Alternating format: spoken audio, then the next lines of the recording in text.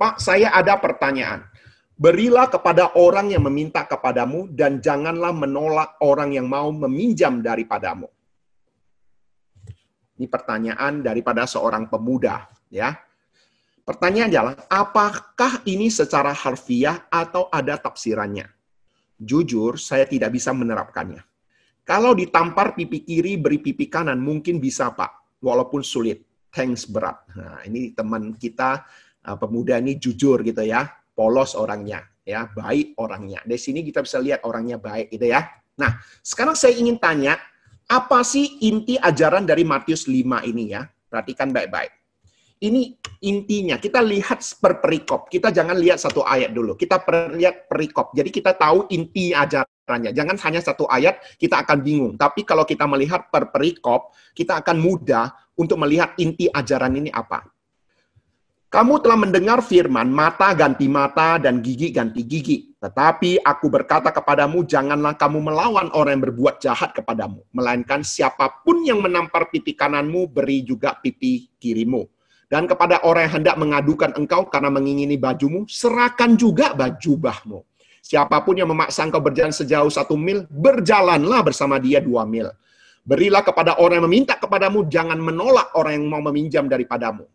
Ini ya sambungannya. Kemudian kamu telah mendengar firman, kasihilah sesama manusia dan bencilah musuhmu. Tetapi aku berkata kepadamu, kasihilah musuhmu dan berdoalah bagi mereka yang menganiaya aku. Jadi inti ajaran daripada ayat ini apa? Tentang apa?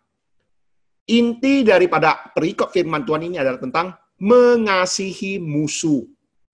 Mengasihi ya orang-orang yang menganiaya kita. Oke? Nah, sekarang saya ingin ajarkan rumus ilahi. Ini merupakan rumus ilahi kalau kita perhatikan seluruh isi Alkitab. Seakan-akan rumus ilahi ini bisa diterapkan. Perhatikan baik-baik. Kenapa saya harus katakan demikian? Perhatikan baik. Ini rumus ilahi. Saya katakan rumus ilahi ya. Kalau orang lain mau pakai kata lain, silakan ya. Ini kan tidak di copyright gitu, nggak usah gitu ya. Mungkin dia mau pakai yang lain, silahkan. Saya mengatakan ini rumus ilahi. Kenapa? Karena saya berhubungan dengan matematika gitu ya. Perhatikan baik-baik. Kalau di dalam matematika ada garis linear begini ya, negatif, 0, positif gitu ya. Perhatikan baik-baik. Kita orang berdosa. Ketika kita orang berdosa, Tuhan bukan saja tidak menghukum kita, bahkan justru memberikan kita kuasa menjadi anak-anak Allah. Artinya kita yang berdosa ini negatif. Bukan saja tidak dihukum ini 0, tetapi kita juga diberikan kuasa menjadi anak-anak Allah. Kok ada hal positif loh. Ini sungguh luar biasa kasih Allah. Seharusnya tidak dihukum, kita orang berdosa tidak dihukum aja kita sudah patut bersyukur. Tapi Tuhan katakan tidak cukup. Kita diberikan lagi kuasa menjadi anak-anak Allah. Ini luar biasa loh kasih Tuhan. Ya, berlimpah-limpah. Sekarang kita melihat lagi rumus ilahi dalam ayat firman Tuhan tadi. Bagi orang yang berbuat jahat kepadamu, kamu bukan hanya diam, tetapi justru berbuatlah baik kepada mereka. Kalau orang berbuat jahat kepadamu, diam saja. Itu menurut dunia. Mungkin orang baik dunia begitu, diam saja. Tapi justru firman Tuhan katakan apa? Berbuatlah baik kepada mereka. Kepada yang menganiaya kamu bukan hanya diam saja. Berkatilah mereka. Doakanlah mereka. Ini juga ada tindakan positif. Ketika kita dinegatifkan, kita bukan tidak melakukan apa-apa 0, tetapi justru kita harus melakukan positif. Ini yang Tuhan kehendaki. Kemudian ketika ada orang memaksa jalan 1 mil, ini loh. Kita bukan saja bersama dengan mereka berjalan 1 mil, tapi berjalanlah 2 mil. Nah, ini loh untuk lebih mudah ayat Alkitab ini.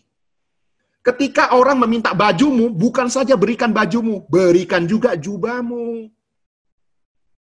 Ini positifnya. Ya, jadi kita bisa lihat, ini saya katakan kenapa rumus ilahi.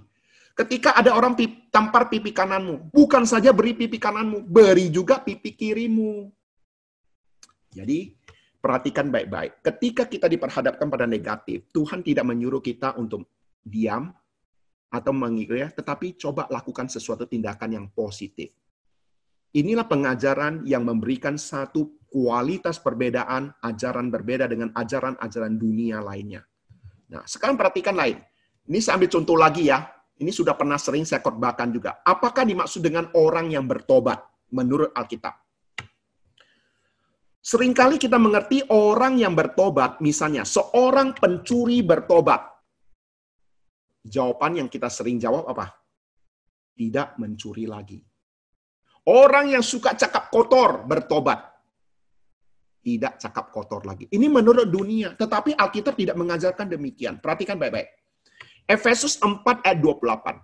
Orang yang mencuri, janganlah ia mencuri lagi. Tetapi baiklah ia bekerja keras, melakukan pekerjaan yang baik dengan tangannya sendiri, supaya ia dapat membagikan sesuatu pada orang yang berkekurangan. Anda bisa melihat rumus ilahi ada di sini. Kemudian ayat 29, ayat selanjutnya. Janganlah ada perkataan kotor keluar dari mulutmu. Tetapi pakailah perkataan yang baik untuk membangun di mana perlu. Supaya mereka mendengarnya beroleh kasih karunia. Kalau dimaksudkan rumus ilahinya begini. Orang yang mencuri, jangan mencuri. Justru harus bekerja keras untuk melakukan sosial. Atau membagikan sesuatu pada orang yang berkekurangan. Orang yang berkata kotor, jangan berkata kotor. Tetapi justru berkata baik, membangun.